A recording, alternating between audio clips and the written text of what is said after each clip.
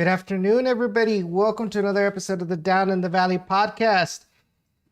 It's been another one of those weeks, but I'm glad to be back to another episode of this Down in the Valley podcast brought to you by the Beautiful Game Network. To see our podcast and other USL podcasts and articles, be sure to check out the website at bgn.fm.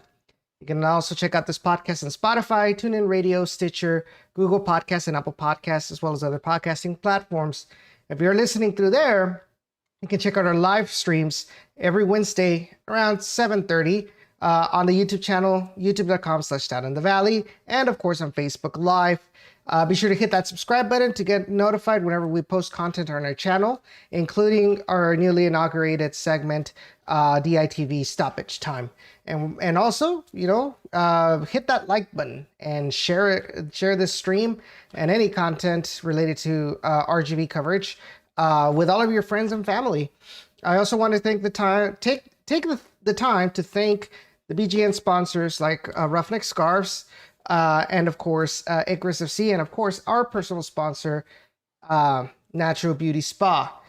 Finally, I want to take the time to thank all of our Down in the Valley patrons: Jeff Strong, Harry Austin, Javier Ochoa, Gilbert Guajardo, Eddie de la Garza, Santos Cisneros, Santos Herrera, and Johnny Ruiz. If you'd like to help support the podcast financially while earning exclusive perks as you do so, please go to patreon.com/downintheRGV to sign up for any of our available tiers. So before we move on, and I just want to take the time to let y'all know that, well, first of all, I want to apologize for being a little bit late. Work's been pretty hectic. And obviously, just be sure to support local soccer coverage. And all right, anyways, so let's go ahead and introduce to you our co-host, Jacob Young. Jacob, how are you doing, man? Doing pretty well. Doing really well. Looking forward to talking a bit of soccer. Of course, last week's match was interesting, but of course, we move on to talk about this week's where we play against Phoenix Rising. Other than that, yeah, doing fantastic. And I know you have a couple of things to say in regards to this particular matchup, but let's go ahead and get started talking about that. And by the way, guys, if you guys have any comments about the game, you guys are more than welcome to post on the YouTube chat. We will be reading those as we progress through this stream. I do want to get y'all's feedback on what you guys think about this particular game.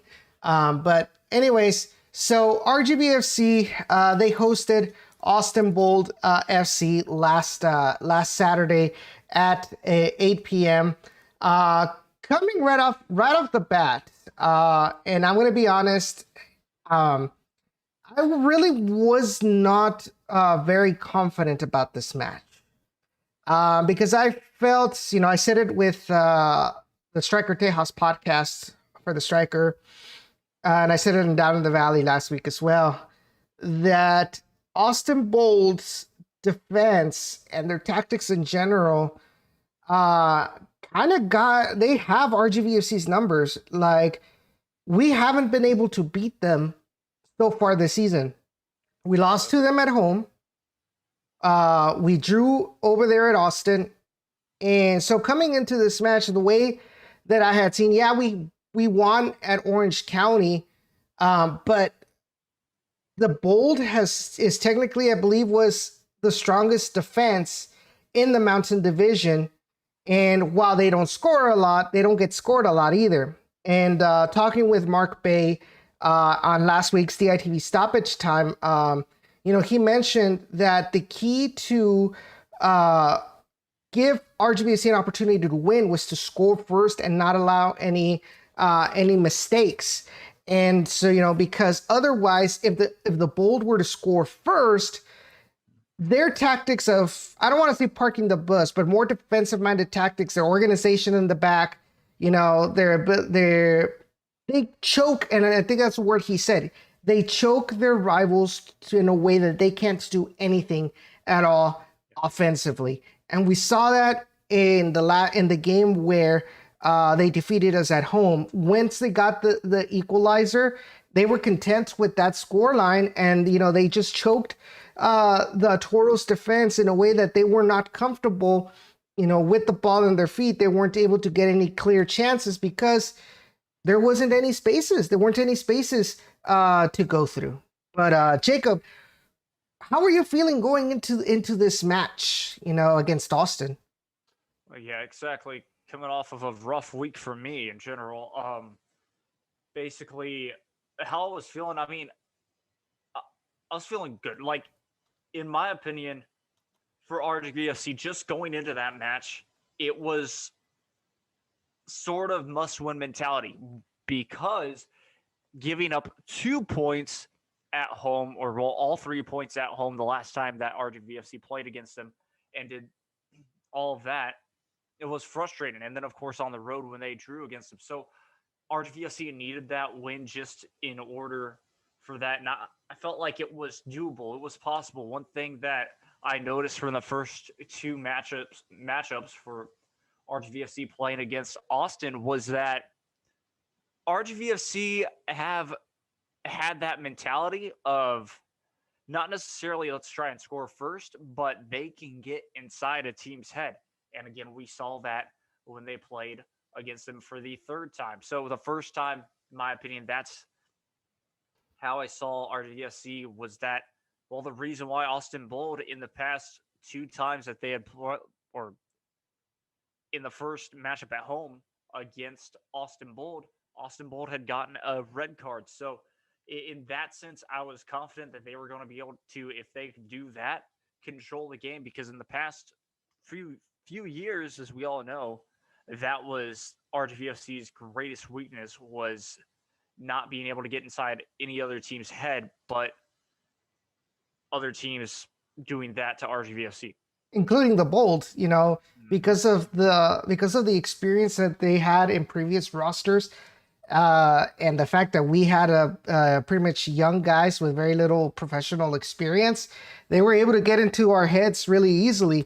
And now it seems like with the Toros this season, we've had a lot of instances where the Toros have gotten in the opposing team's heads. And this game against Austin really was not an exception. But we'll get onto it in a little bit as we talk about it. I do want to show you all the starting lineup for this past game. And I don't want to say it was surprising, because there's a saying that we have in Mexican soccer, which is alineación que gana repite, which means a winning starting 11 repeats.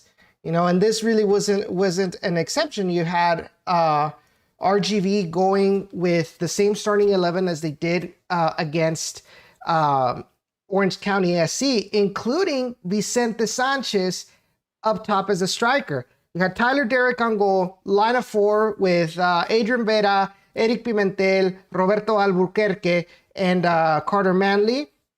And then 2 defensive midfielders, your box-to-box of Rodrigo Lopez and Juan David Cabezas. Attacking midfielder, Juan Cusain. And of course, your top 3, Christian Sorto, Vicente Sanchez, and Juan Carlos Azocar, who was coming into this match on a streak. And so that was pretty much it. As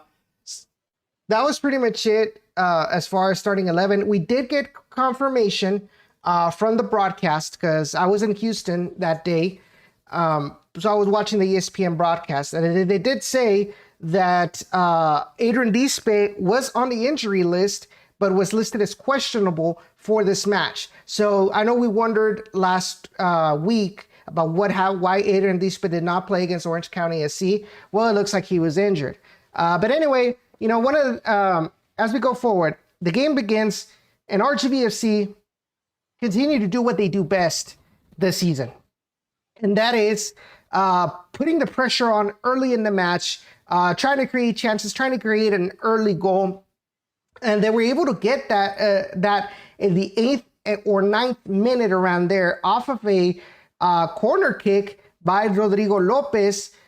He sends that towards pretty much the border of the 6-yard box, and Juan David Cabezas hits the ball into the net. What I found most surprising about the play, about the goal, not that Juan David Cabezas went up and get the header, but if you all watched DITV Stoppage Time last week, Mark Bay from The Striker, who he covers Austin Bold, he mentioned that Elliot Panico was a monster inside the box, which meant like he was aggressive enough to be able to grab the aerial balls going into his box and be able to get them before the opposing player does. Yet in this particular instance, Elliot Panico looked very timid, did not get off of his line, and that gave Juan David Cabezas a perfect opportunity to just head the ball in.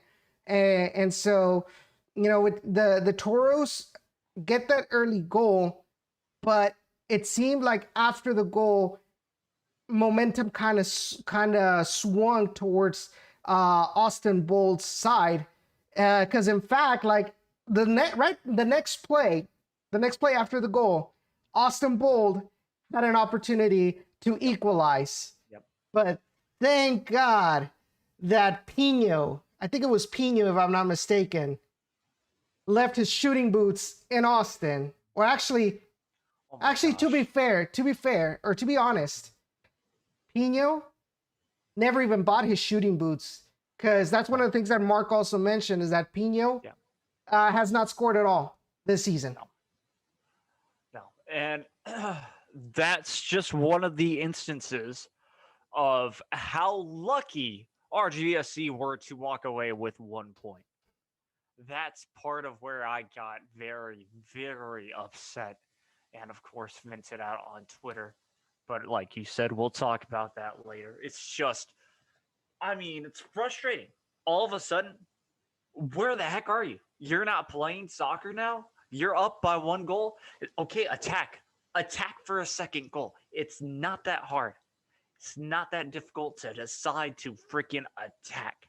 But no, Wilmer Cabrera's tactics, and yes, this does go back to his tactics, show score and back off. Score and back off. We've seen it all season long. We've blown a couple of points like that, especially against Austin. And,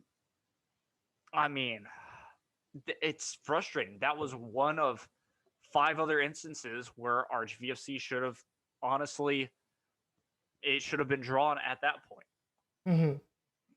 Mm-hmm. But it's interesting though, because I honestly think that RGVFC have been aggressive, try to be aggressive consistently. The difference is that unlike against Orange County, unlike against the Miami FC, pretty much teams outside of the Mountain Division, where the defensive prowess really isn't as great as it is in the Mountain Division, they were able to keep the momentum going and get a second goal or a third goal or a fourth goal, whatever, right? But with Austin is Austin, and Austin has a really solid defense all around. And I think we have to give props to Marcelo Serrano for being able to keep the team in the game concentrated to try to take the ball away from RGV, and then them getting the initiative to get some opportunities off of Tyler Derrick. Because Tyler Derrick, in the first half, he had 3 saves. I believe 2 of those were in the same play. And then the third one in the 29th minute, where he gets an amazing save against Xavi Baez. And there we go. It's another play where the concentration of the defensive back line really wasn't up to par to what the game needed from them, from the defense, from especially from the 2 center backs. Yeah. I'm looking back at the stats right now, and it's crazy. You go back to it, and the stats kind of don't do justice, especially closer to the end of the game, because of just the way that RGVFC had to fight back from it. But it was little mistakes that we saw RGVFC. Yes, I'll give you credit, Edson. They were starting to push a little bit after the first goal, but the major thing was where were RGVFC losing the ball? They were losing it in the final third. They would have an opportunity and they decide to go to the corner and constantly get left out to dry.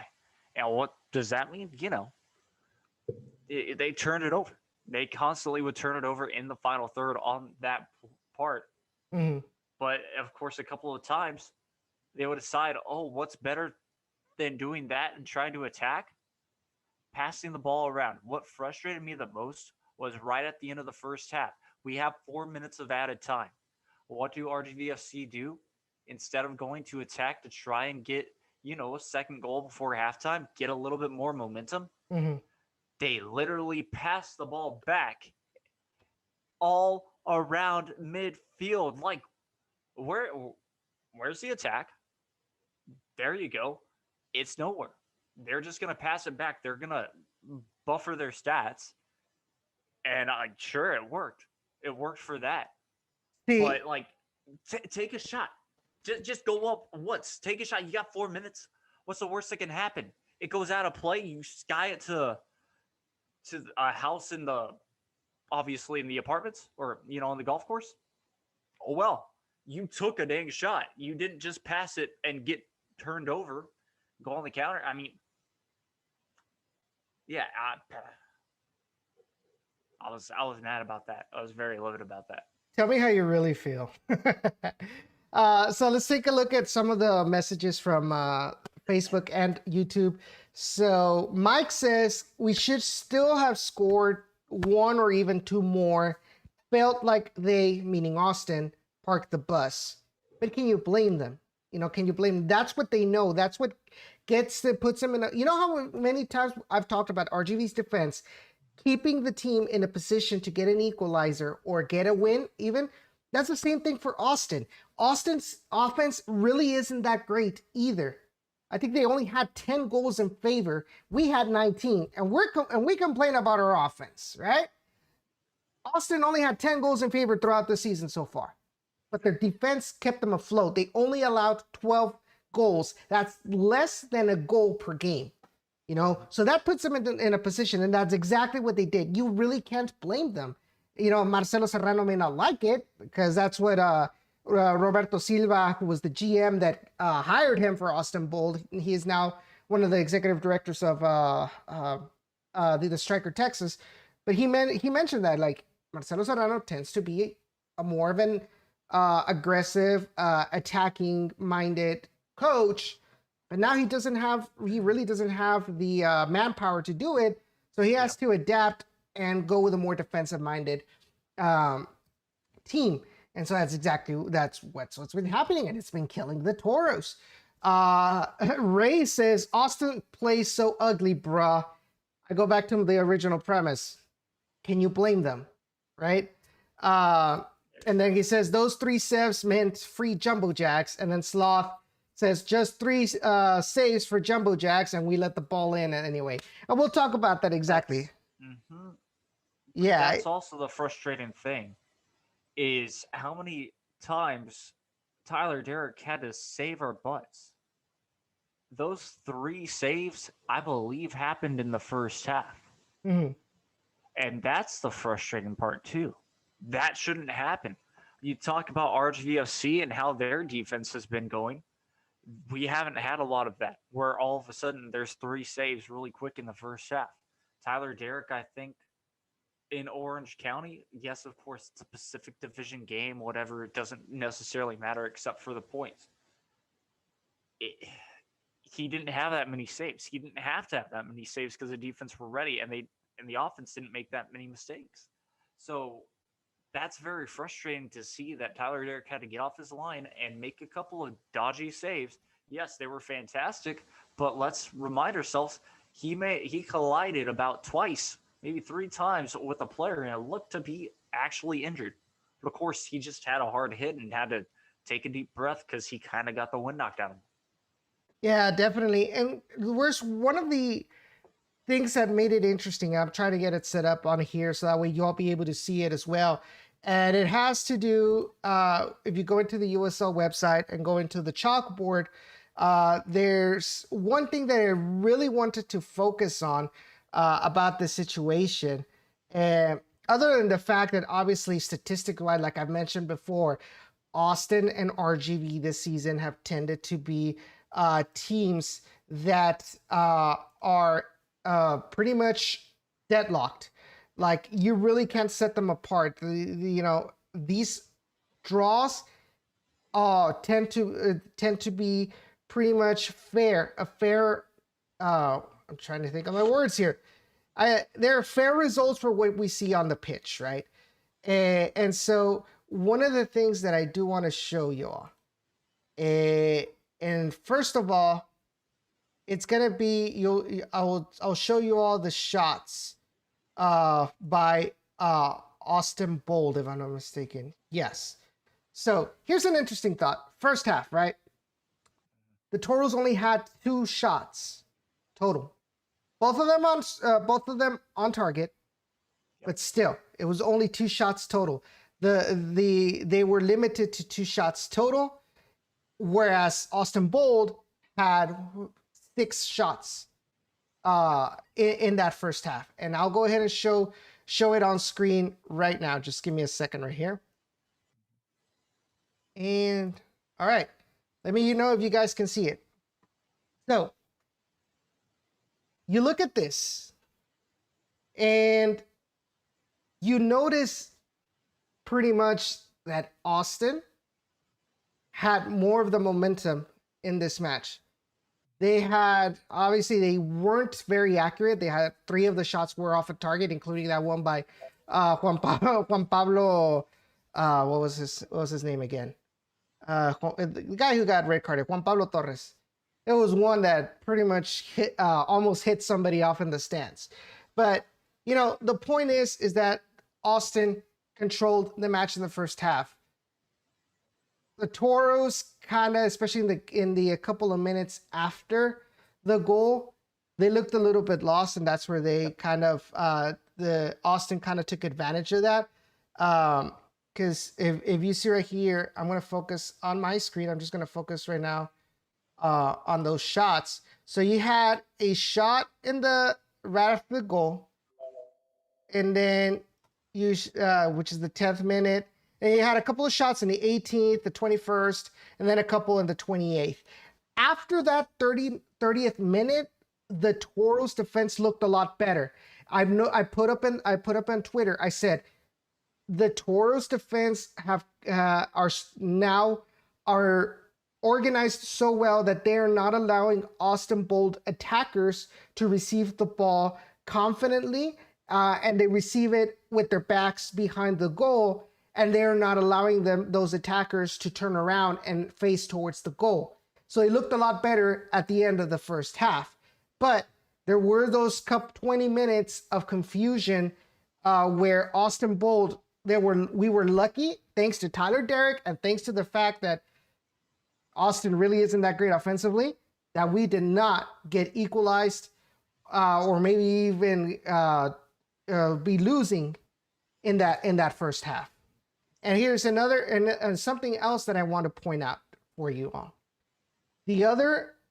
Those little triangles that you see right there, those are all defensive events from Austin Bold.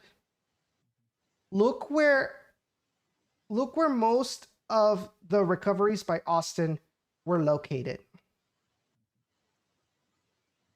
On the left side of the field, on RGV's vantage point. And very few of those recoveries are in the 18-yard box, which meant, like you said, Jacob, that RGV offensively, they could not find ways to consistently go past that defensive back line and generate some attack for the Toros. Yeah. I mean, you said it best. I said it best earlier. It's very true. the most frustrating thing going back, I mean, it's literally replaying in my head right now. I can still, see it in the back of my mind. It was just how many times they would get up again to that final third. And how many times it was so simple for a toe poke clearance almost from Austin Bull.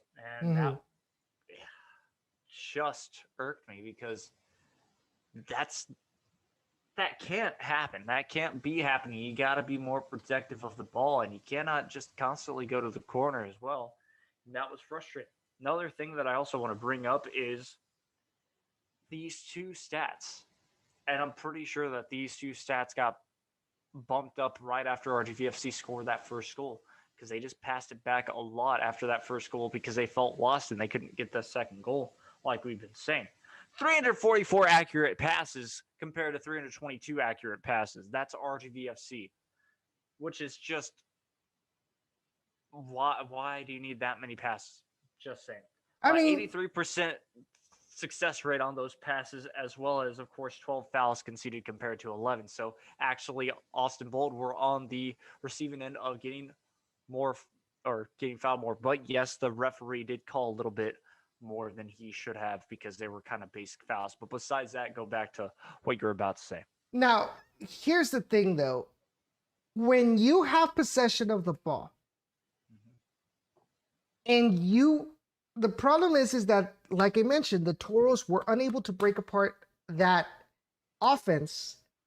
And so they decided to keep possession of the ball, trying to lure. Here's the thing. You mentioned that, okay, well, the Toros passed the ball back. Well, you have to try and find a way to get those two lines of four because they were like pretty close to each other. You need to try and get them to separate. You need to try to get them to open up. And a lot of times, and I can say this because I've had 10 years of this kind of tactics under Tuca Ferretti for Tigres. That's all they did.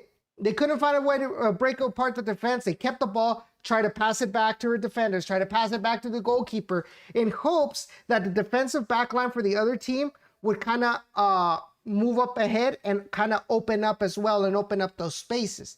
The problem is that Austin really didn't take the bait for the most part.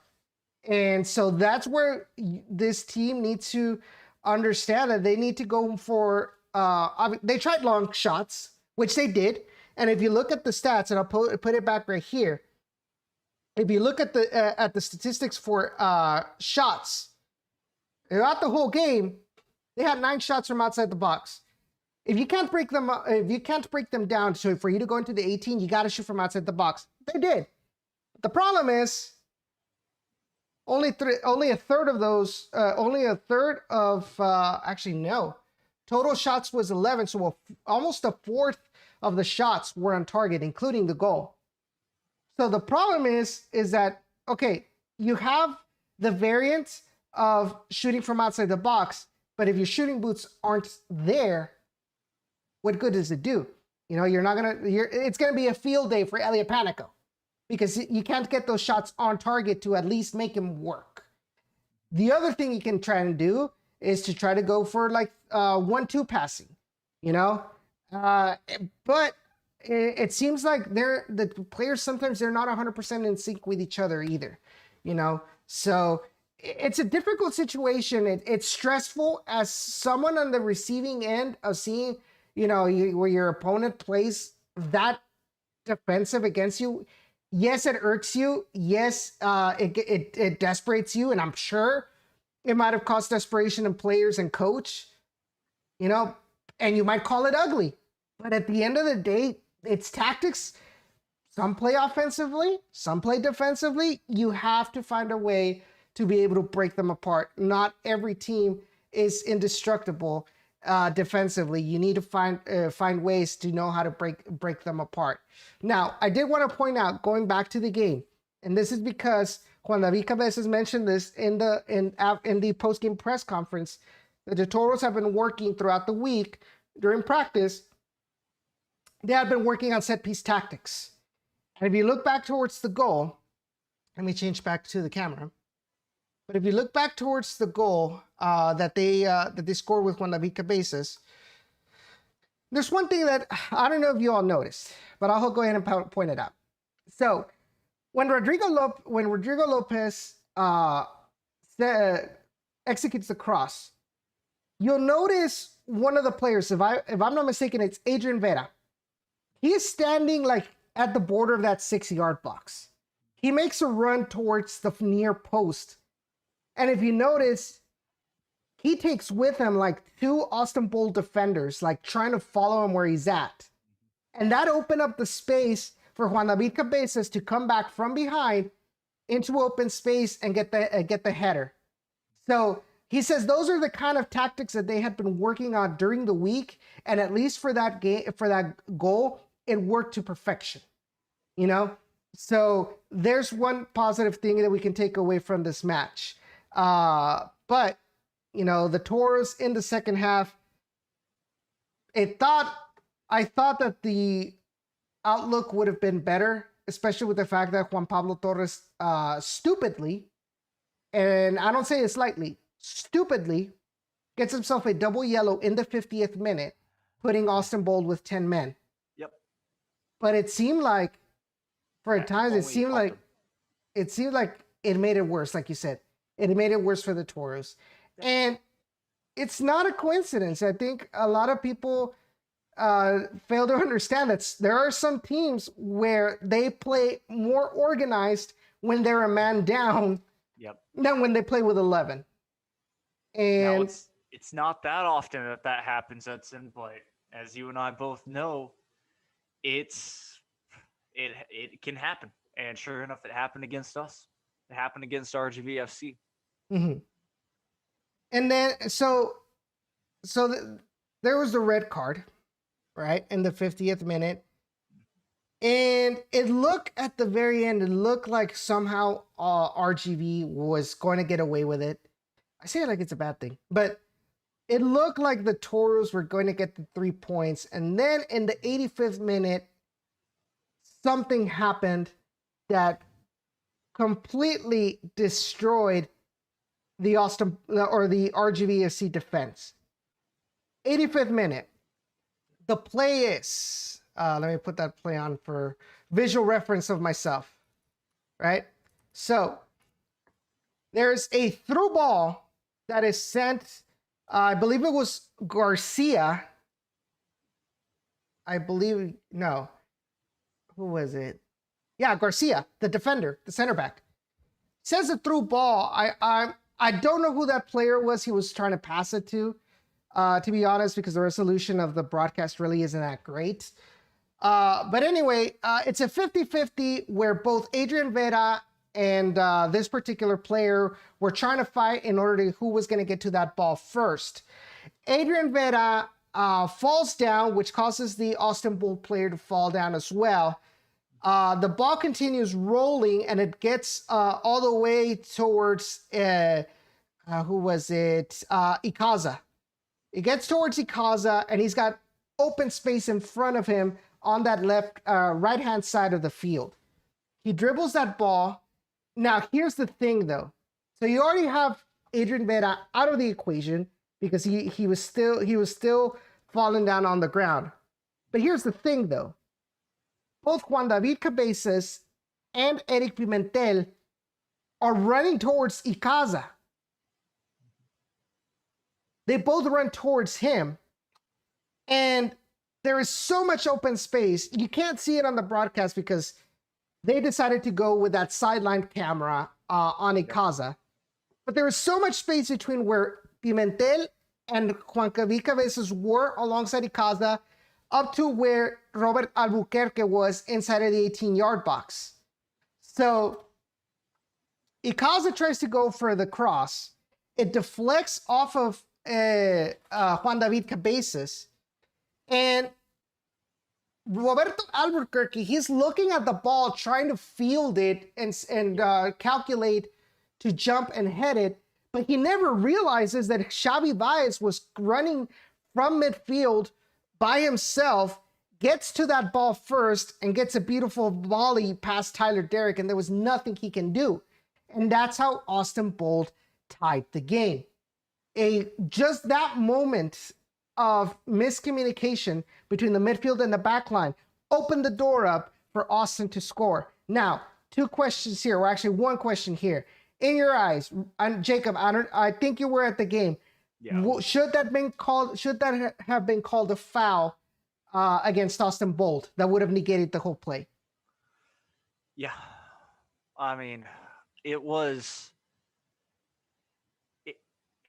It's one of those calls where if the referee makes it, I wouldn't be that upset. Of course, I was a little upset because yes, it was a foul that could have also been left alone. That's my point. As in, it's up to the referee in that case for them to call a foul like that, not, blatant. Referee, he did. He did. All I'm saying is it was a foul. But of course the goal happens. It wasn't stopped. It's not that big of a deal. I think they had advantage. RGVFC, on the other hand, one times as they were trying to go for a goal. Instead of referee playing advantage, he halted play and called a free kick instead for RGVFC in this game as well. So, yeah, it definitely can go both ways. I did tweet out one time saying that the referee had lost control of the game, which he had at that point, and I think that's why we saw a lot of little fouls called more throughout the game. Mm-hmm. I honestly think I don't think that was a foul.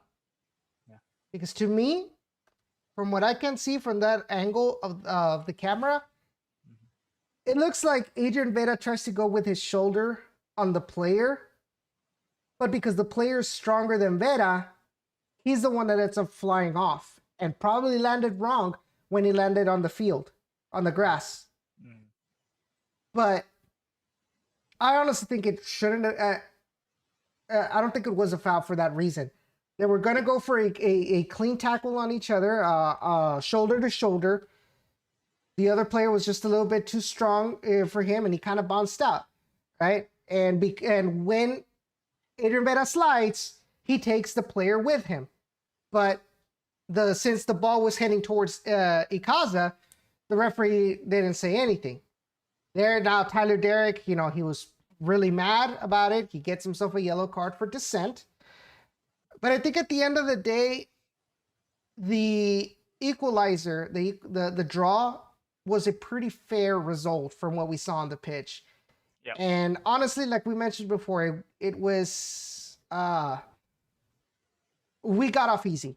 I think we got off easy for the most part with a 1-1 draw. It's a shame that we're dropping more points at home, so, but it is Austin Bold. Austin Bold historically they have our number. And this season it really isn't any different. It is Austin Bold, but I hate that. I hate that saying because it shouldn't be. It shouldn't be a saying at all. It's not because it is Austin Bold. It's because RGVFC have not figured out a way for 3 years now to figure out how the heck to beat them. Yes, we've only beaten them once. That happened last year because Austin Bold might have been out of the playoffs, but RGVFC had literally nothing to lose because it was the final 2 matches of the season. I just, again, hate that saying because it shouldn't be a saying, but yet it's so true and it's frustrating. This game did not help one bit. I know you wanted to talk about my tweets, and I'm just going to rant about it once again. We've talked about it. So annoying. You have a whole week. Now, again, you score the first goal. What the heck do? You play defense for the rest of the freaking game at home. You don't do that. You do it on the road. Yes, Austin Bold were able to figure out a way to not allow RGVFC to score. But again, you don't lose it in the final third half the freaking time. No, You keep possession. But no, we can't do that because it's that. The other thing that I also really want to bring up, Edson, and I think that this fact actually had something to do with it. You don't start Vicente Sanchez in the first half. The last time that RGVFC at home started Vicente Sanchez, they dropped 3 points at home. I'm not even kidding. You can look that up. Tulsa? Exactly. You don't start the man. He's a super sub. It he's a super sub for a reason because he helps us out in the second half when we need him the most. Okay, but What are we at? So we're a second half team. We're not that first half team. And we showed. We luckily got that goal. But it shows that when he's put on the pitch in the second half, we've performed so much better than if he was put on in the first half. And that is actually true. okay, you say that, but who are you gonna put in? Kyle Edwards still isn't 100% acclimated to his teammates because he's still he was coming back from the national team. I'd rather put Elvis Amo is injured. Alexis Cerritos as a striker really leaves a lot to be desired. Who are you gonna put in though? Are you gonna you mentioned you said something about Kyle Edwards. I would put in Cerritos. I would put in anybody else. I'm not even kidding. I would put in Kyle Edwards in the first half because Kyle Edwards got subbed on in the second half. He did. Mm-hmm. And RGVFC looked a little worse in the second half than they did in the first. So you would rather go with a player that really does not have where he has shown consistently to be timid and not trying to create runs inside the box like against El Paso. We talked about it against El Paso. Cerritos and Sorto playing as two fake number 9s, or they didn't create any chances like of running into the box, opening up spaces because they're more possession oriented players. Yeah, and I'd rather see that style of play in the first half rather than the second. I would. I think that's better for the Toros than it is for them to be playing like that in the second half when you only have a 1-goal lead, when you could use Vicente Sanchez even better. I think that if Vicente Sanchez plays in the second half, you're talking about Austin Bull maybe getting 2 red cards. Chat, what do you guys think? What would you do if you were Wilmer Cabrera? Would you keep Vicente Sanchez on in this particular circumstances, where we don't have any strikers available, and our only striker technically, Kyle Edwards, is still trying to get used to his teammates because he was gone for most of the season and so far, and of preseason because he was with his national team? Would you go with Alexis Cerritos? What would you do? I would like to hear your thoughts about the situation. I think it's a good point of discussion. I'm sure Wilmer Cabrera is like, what do you guys know? But it's interesting to talk about it. But I honestly think that we went with what we had, and the issue I have is that we are past a third of the way into the season, and somehow we still cannot improve our shooting accuracy and crossing accuracy. Yep. That's all I'm going to say. Because I know they practice. And I know Wilmer is working on that. Wilmer's working on that. Jerson's working on that. The whole club is working on that. We all know that. We've seen it before. Us too. We can talk about this a little bit because we get to watch, or at least used to get to watch, practice for 15 minutes. We've seen it. They work on that crap. And then we'll hear, post game, same deal. We work on that. Or even at halftime. And it's very, very true.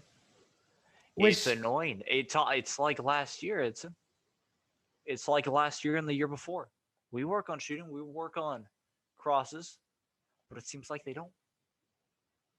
because it just seems like it gets worse or it stays the same.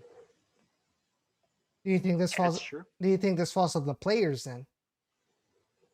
I think it falls. Well, I think it has to fall on the players right now, because if we're being told by people, but we haven't necessarily this year. Is what I'm saying. But if you were to ask a coach and they were to say, "Yeah, we practice on this. We practice fundamentals," and yeah, it's on the players. And I think it also goes back a couple of times to they're on the bigger stage, even though a lot of them have played in even larger stages than this. We're talking about cup finals.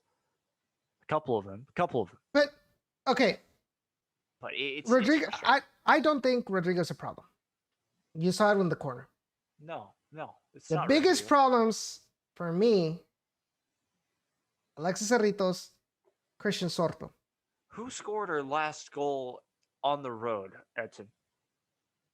Against Orange County SC with Rodrigo Lopez. Mhm. But the point I'm trying to make is, what do they have in common? Alexis Cerritos and They're false Christian nines. Sorto. Is that what you're trying to say? They're false nines? No. No. While they do have a bit of MLS experience, where do they come from?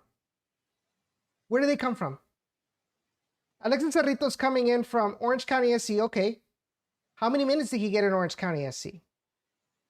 Yeah. Christian Sorto, coming in from Loudoun United. DC United's 2 team. You can't, they're not really, Loudoun United really isn't a team that you recognize as a mid to top level USL team. Yep. So to me, this is more along the lines of that's the talent level that we have out on the wings. And if you still have to work on those fundamentals at this stage, now, who am I to say, right? I get tired at the 5th minute. My knee gives out playing indoor soccer. I can't pass the ball for crap, But to me, it seems to be like we really can't expect huge improvement in such a short amount of time from Sorto, Cerritos, et cetera, Yeah. because that's where they're at. And if at this point in time you still have to teach them fundamentals to improve on their fundamentals, then that just goes to show that their development really wasn't that It wasn't good. Well, it wasn't. Now they still have a lot of time to mature. I'll give them that, right? Yeah. But I feel like in other teams, Sorto and Cerritos would definitely be bench warmers for them. Easily. Which means that those are the wingers could be potentially be a position that the Toros would need to reinforce, whether during this transfer window or for the next off season. And granted, it is a team that's in its rebuilding stage, so there's going to be some gripes. There's going to be some aches on this team. We're not going to have a perfect USL Championship winning team that was built in just like a couple of months. Obviously, it's not, right? But we are pointing out that these are the things that the team needs to improve. And if they're still trying to improve at this point in stage, then maybe that's their cap. Maybe that's one thing that we need to improve on. And yeah, Ray says both are young, and I'll give them that. Like I said, I'm not one to talk, but statistics wise, you see, how it's played. Those are one of the biggest questions by the team, about this team. And, the fact that this team can barely get outside of the teens percentage in crossing accuracy, that leaves questions to be asked about the wingers, what can be improved, right? So I do want to go back to, the question that we had asked.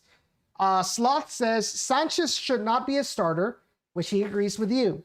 Kyle Edwards is a forward and should know what to deal with regardless of the situation. So I think Sloth pretty much agrees with you 100%. Yep.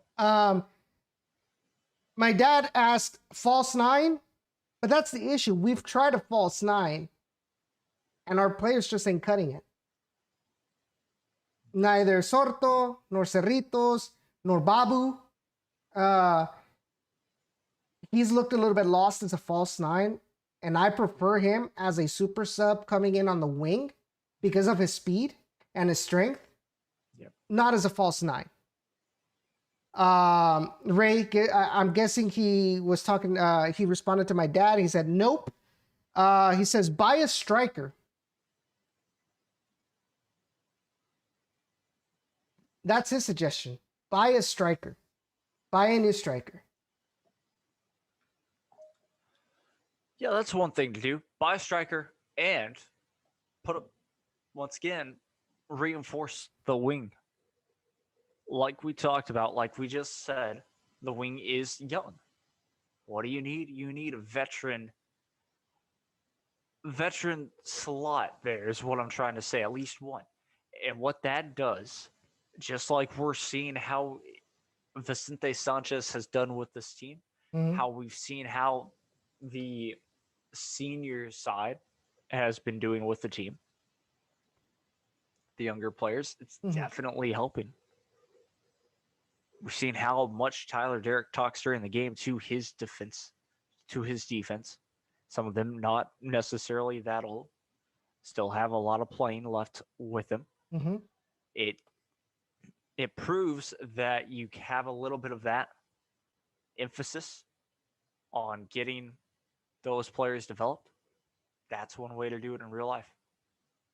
So yeah, I mean, there's so many different ways that definitely RGVFC could go with this. By the way, real quick, I just remembered this. PA announcer, it's RGVFC, not UTRGV. Who did that? Who did that? Oh, the PA announcer for the past 2 games has been saying, well, here's your RGV Toros. No, we're not the Vipers. We're not UTRGV.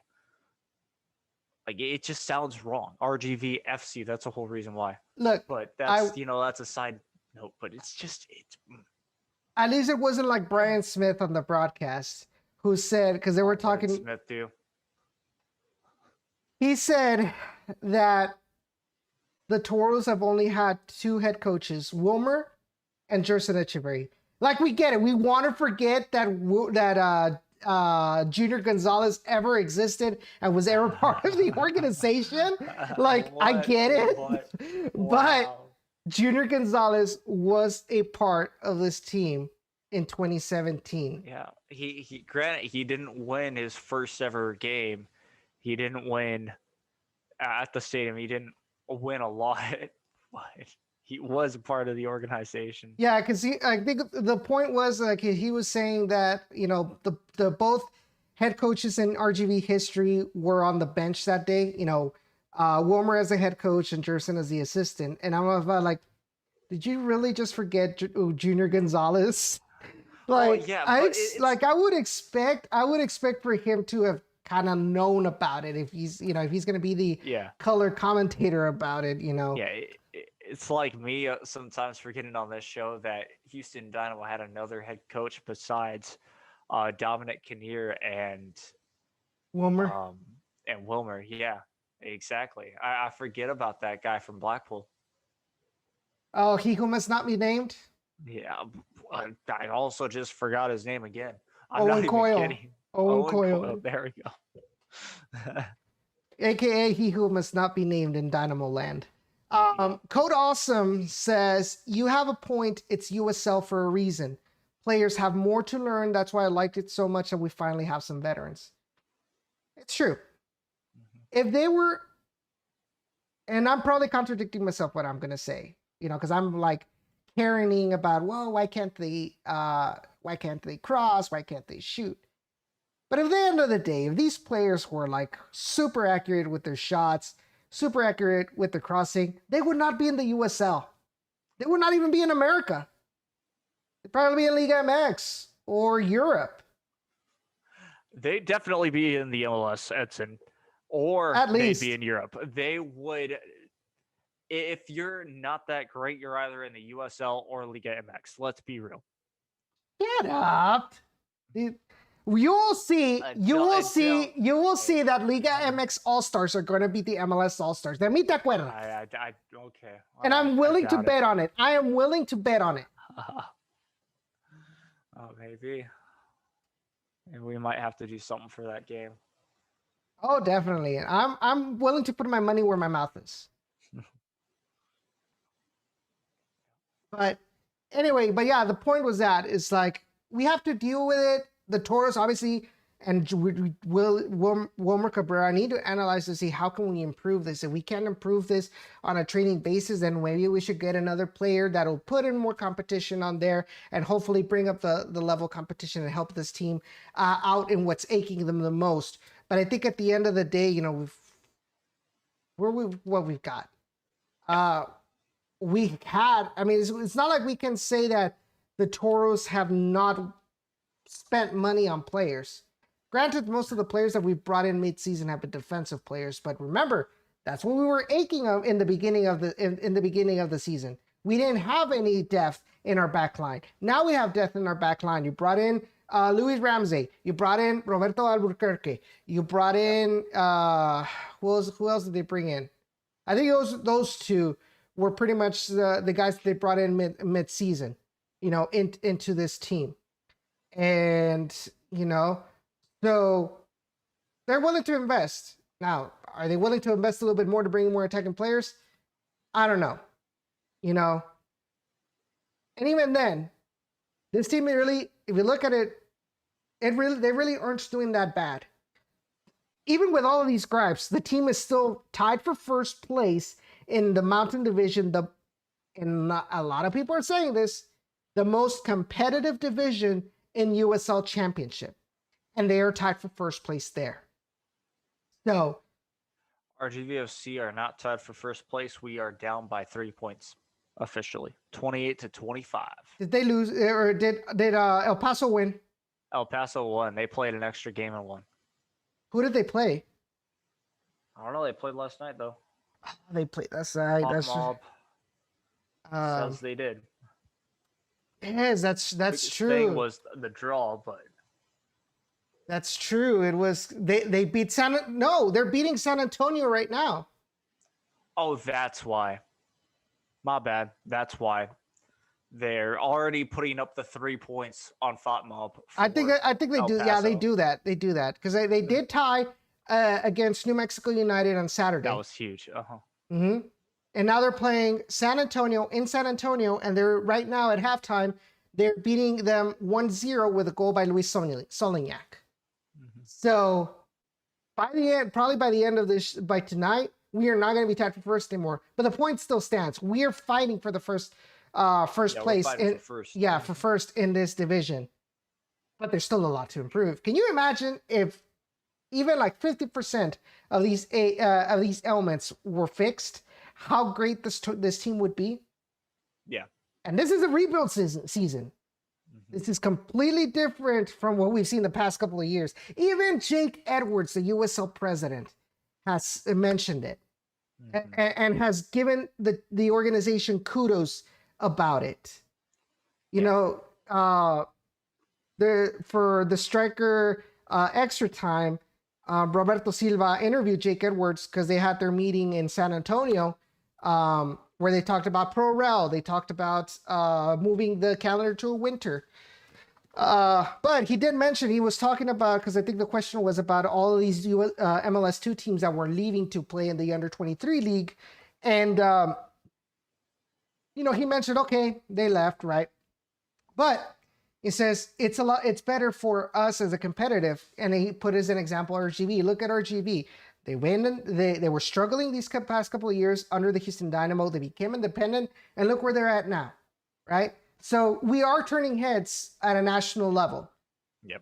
We have to be a little bit patient. Obviously, we're gonna say, you know, what we don't like about it. Yep. But we're not gonna say this is the worst team we've ever had, because come on, like, this is by far the worst team, Edson. What are you talking about? I don't know what you're saying here. We're just doing terribly. I'm sorry. I'm sorry for drinking the Kool-Aid, man. I'm just kidding. No, but of course, yeah, it's that's one thing definitely I have to remind myself. It is a rebuild season, but guess what? We're telling you this is a way to make the team better even in this rebuild season, which is great. We're a little more than halfway done with the season. And we're showing that we can still improve and we're in second. So that's great. And then, of course, I think it might be time to transition here, but Yeah, go ahead. it's fantastic that we're at a level where we can talk about just maybe knocking off a team that has been number one or number two in the USL for the past like 3 years, and that's Phoenix Rising. Can I just say that I am definitely scared? I'm scared of Phoenix Rising. Easily. But there is one thing that they might do to themselves. They might shoot themselves in the foot. You think so? We could bank on that happening, yes. Because I don't know what it is with their mentality, whether or not they're amazing against RGVFC or against a foe that's basically RGVFC. Like we're talking about Houston Dynamo's B team that happened to be a lot of RGVFC players one year. El Paso, but Phoenix were leading and they ended up drawing or losing to Houston because they started a foul and they were up. They've done that to RGVFC at home when it was one of RGVFC's biggest crowds because of their special player that didn't even play, Didier Drogba. So, Phoenix Rising are coming into this game. 13 matches played, 9 wins, 9 wins, 2 losses, 2 draws, goal difference of plus 22. Wow. They can attack. And the second closest team within all of the USL, Atlantic, Central, Mountain, and Pacific, is Louisville City with a goal difference of plus 14. Phoenix Rising is a monster offensively. Easily. And they have been for the last couple of years. Granted, the Pacific Division really isn't that great defensively. You've got teams like Las Vegas Lights with a negative 11 goal difference. Yep. Oakland Roots with a negative 8 goal difference. Sacramento Republic negative 5. Tacoma Defiance negative 5. LA Galaxy 2 negative 3. San Diego Loyal negative 2. Yeah. So that could be the light at the end of the tunnel. But I still think that what I've seen from this team, from the Toros, yep, I still think they're not going to win. I still think they're going to lose 2-1. 2-1. That's my prediction. That's a possibility for sure. I see where you're definitely coming from.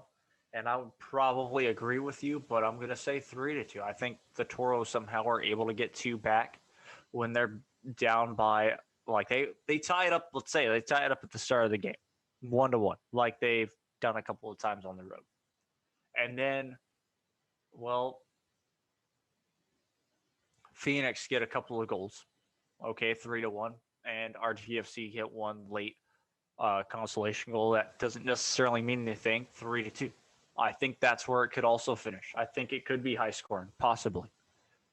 Which that's high scoring for RGVFC considering 5 goals, We haven't seen that necessarily happen to RGV. Where they give up 3 goals.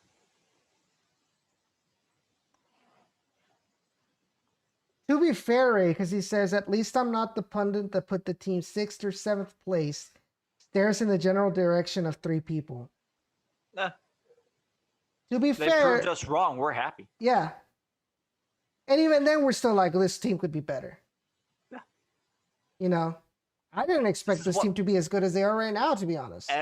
Everybody didn't expect this team to be that good. Again, the president of USL himself saying kind of giving RGVFC praise for the first time. RGVFC are getting talked about by the USL. That doesn't necessarily happen that much ever. Got to take our wins when we can get them.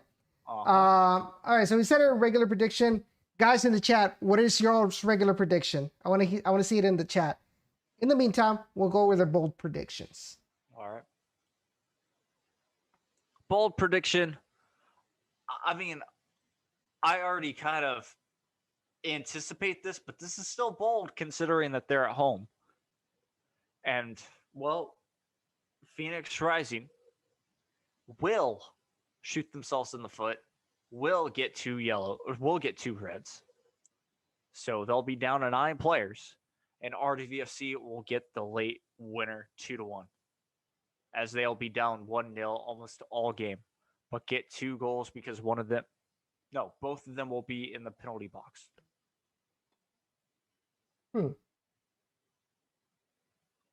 I'm gonna go 3-1 win.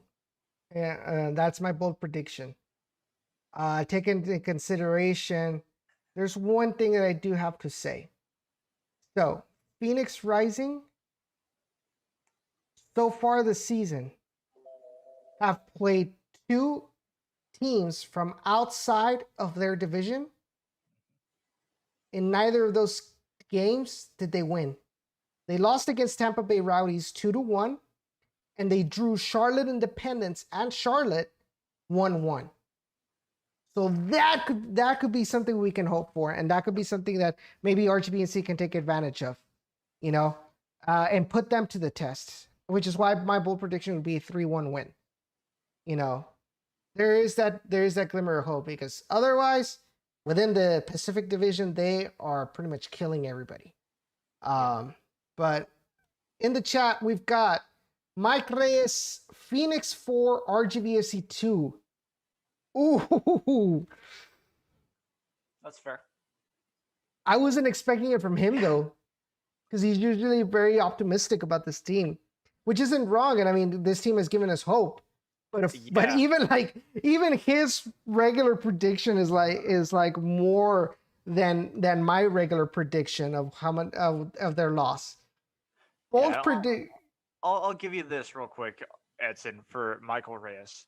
Him and I have seen some stuff, and when we have hope about a team, oh man, does it go downhill fast. We're talking about our Jets, so yeah, I'm not shocked with that. 4-2, that's fair. And then bold prediction for Mike, RGVFC 2, Phoenix 1 with a late goal. And then Ray says, tie at 1 for regular, bold prediction, 2-0 Toros win outright clean. Can you imagine if the Toros defeat Phoenix Rising at Phoenix Rising? And yet I still doubt that we would be considered in the top of the power rankings for USL. I wouldn't even consider us at the top of the power rankings for USL, even if we beat them on the road. Why do I say that? Because we cannot beat Austin Bold at home.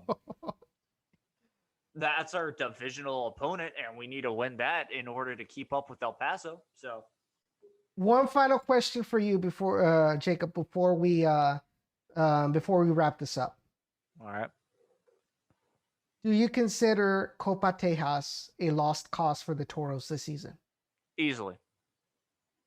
Even though, I haven't followed it. I know that there's, Copa Tejas. I took a picture with the trophy. But it doesn't matter. Because our RGVFC are focused on, A, making the playoffs, and B, maybe, just maybe, winning this Mountain Division. Because they're right there. Why? I mean, it's such a lost cause that it actually means something. Meaning that if RGVFC continue on this run, beat San Antonio, I believe they might play them one more time. Yeah, they do. Beat Austin Bold if they play them again one more time, if they haven't already played them. So, it won't matter until it like those still count towards towards the Mountain Division. And as long as they just do a decent job fighting for that Mountain Division spot, everything else could fall into place. And yes, it will be a lost cause, but all of a sudden, the last day, they might be holding up a trophy for beating their rivals. So, I mean, well, like I said, I know it's really weird how I'm stating it, but it's so true that they're just going to be focused on winning this division, and the teams that are in their division happen to be their rivals. Okay, I'll give you that. Sloth says regular prediction 1-1, bold prediction RGV wins 3-2. We'll see what happens. Yeah. That's all I'm gonna say. Because I think these are all really good predictions. I mean, they are very plausible the way we've seen this team play this season. But I mean, Phoenix Rising is Phoenix Rising, so we got to give them the respect that they deserve. Even if Solomon Asante scores off of a handball again, but at the end of the day, it's Solomon Asante. The guy is a monster in the USL Championship. I have no idea why he's still in the USL Championship, to be honest. Maybe he's only good in the USL. I wish seen that before. I mean, I wish we had players that were just good in the USL like Solomon Asante. Yeah. But that takes money. So, but be patient, guys. Anyway, guys, that's going to be it for today. Thank you so much for tuning in. If you guys have not liked this video, be sure to give it a like. Give it a little thumbs up. If you guys are new to the channel, be sure to press the subscribe button and press on the little bell button, and you'll get notifications whenever we go live and whenever we upload a video into the channel. I also want to take the time to thank the Beautiful Game Network. And once again, invite you all, if you guys want to listen to our podcast and other podcasts related to the USL, be sure to check out the website at bgn.fm. And of course, want to thank their sponsors, Roughneck Scarves, the official scarf supplier of MLS, USL, and US Soccer. Get custom scarves for your group or team at roughneckscarves.com. And also, we want to thank Icarus FC for the support of BGN. Are you tired of the same old uniforms and cookie cutter templates from Nike and Adidas? Oh, are you looking for a unique, completely custom kit for your youth club, Sunday League squad, adult, or even a pro team? Icarus FC can help you create the kit of your dreams at an affordable price.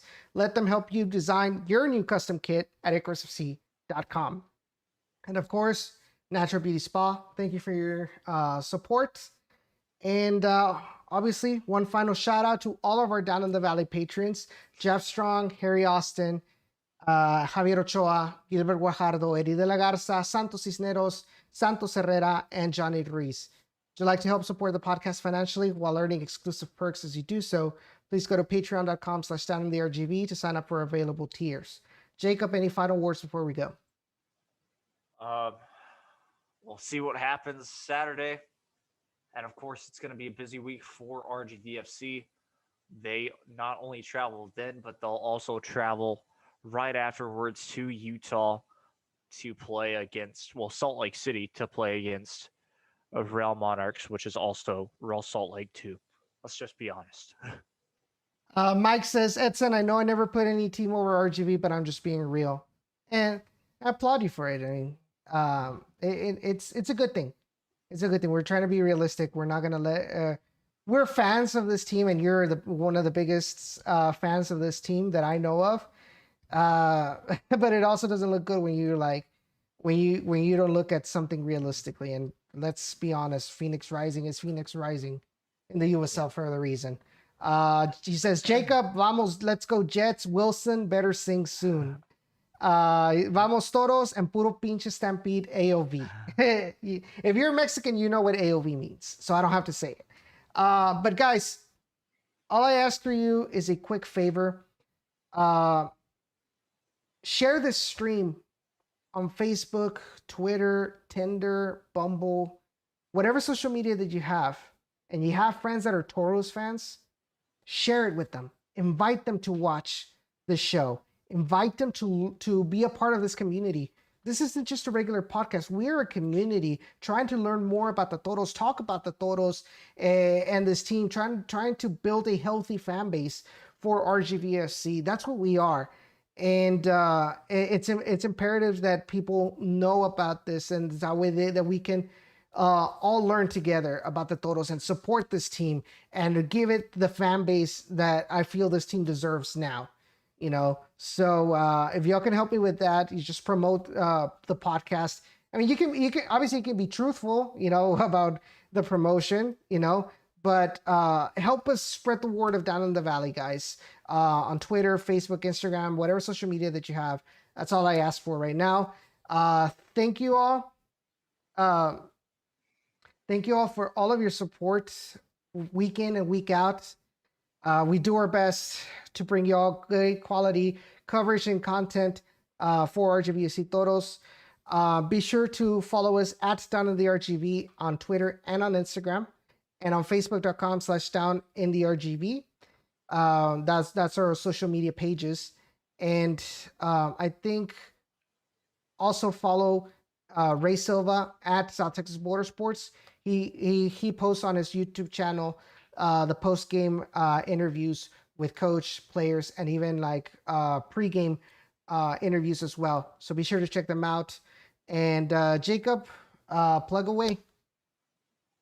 All right, well, follow me on Twitter at JakeYoung456.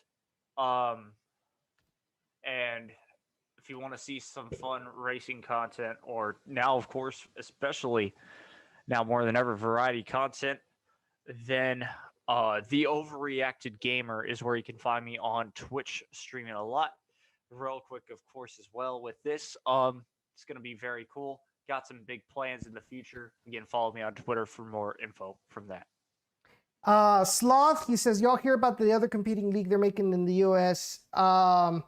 Reach out to me on Twitter about that. We can probably make a discussion on there. I'll need to read about that because I know about MLS Next or MLS the Under 23 League.